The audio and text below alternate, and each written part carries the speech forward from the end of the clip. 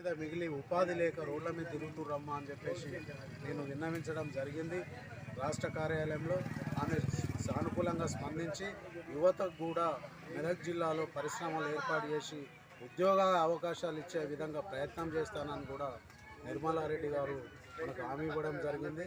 అదేవిధంగా బీసీల అభివృద్ధి కోసం గ్రామీణ స్థాయి నుంచి నేను పాటుపడతానని చెప్తూ బీసీ నాయకత్వానికి ఆర్ కృష్ణయ్య గారికి మరొక్కసారి పేరున రాష్ట్ర కమిటీకి కృతజ్ఞతలు తెలియజేస్తూ ఈ అవకాశం ఇచ్చినటువంటి బీసీ బిడ్డలందరికీ పేరున శిరస్సు వంచి నమస్కరిస్తూ బీసీ సంక్షేమ సంఘం జాతీయ అధ్యక్షుడు ఆర్ కృష్ణయ్య గారు నాపైన నమ్మకం ఉంచి తెలంగాణ రాష్ట్ర బీసీ సంక్షేమ సంఘం రాష్ట్ర కార్యదర్శిగా అవకాశం ఇచ్చినటువంటి ఆర్ కృష్ణయ్య గారికి, మరి అలాగే బీసీ సంక్షేమ సంఘం రాష్ట్ర కమిటీ నాయకులందరికీ, మరి అలాగే మెదక్ జిల్లా బీసీ సంక్షేమ సంఘం నాయకులందరికీ మరియు తెలంగాణ ప్రాంత బీసీ బిడ్డలందరికీ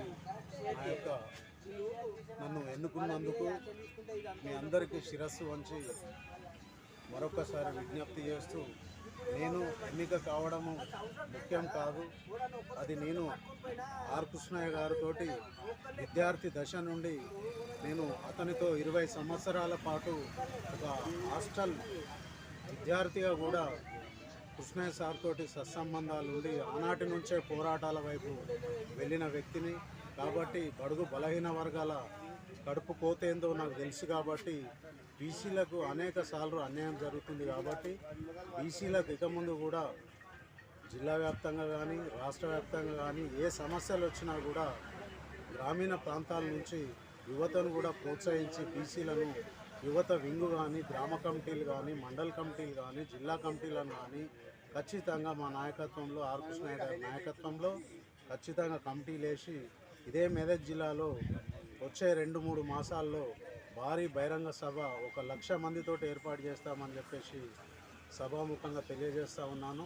ఎక్కడున్నా సరే బీసీ బిడ్డలకు బీసీ ప్రజాప్రతినిధులకు తెలియజేస్తున్నాను. ఇప్పుడు కూడా మీరు ఆలోచన చేసుకోండి. మొన్ననే పార్లమెంట్ అభ్యర్థిని కూడా బీసీ బిడ్డకు టికెట్ ఇచ్చిండు సీఎం రేవంత్ రెడ్డి గారు. అయినా కూడా అందులో కూడా లోపాలు ఏంటో మనమే ఒకసారి గుండె మీద చేయబెట్టుకొని ఆలోచన చేసుకోవాలి. కాబట్టి ఇలాంటి చైతన్య స్ఫూర్తిని ఇంకా మున్ముందు యువతకు కూడా మనము ఇస్తూ వాళ్ళకు ధైర్యాన్ని ఇస్తే బీసీ కాన్సెప్ట్లో మనకున్న జనాభా నిష్పత్తి ప్రకారం ఏదైతుందో మన వాటా మనం దక్కించుకుంటాము. దానికి సీఎం గారు కూడా చాలా బాగున్నాడు. ఇప్పుడు రేవంత్ రెడ్డి గారు కూడా చాలా బీసీలకు కూడా నేను ఖచ్చితంగా ఏదంటే దానికి సహకరిస్తా అని చెప్పేసి కూడా మాట ఇవ్వడం జరిగింది. మొన్ననే కార్పొరేషన్ చైర్మన్ గారిని కూడా కలవడం జరిగింది. రాష్ట్ర పరిశ్రమల కార్పొరేషన్ చైర్మన్ నిర్మలా జగ్గారెడ్డి గారిని కూడా కలిసి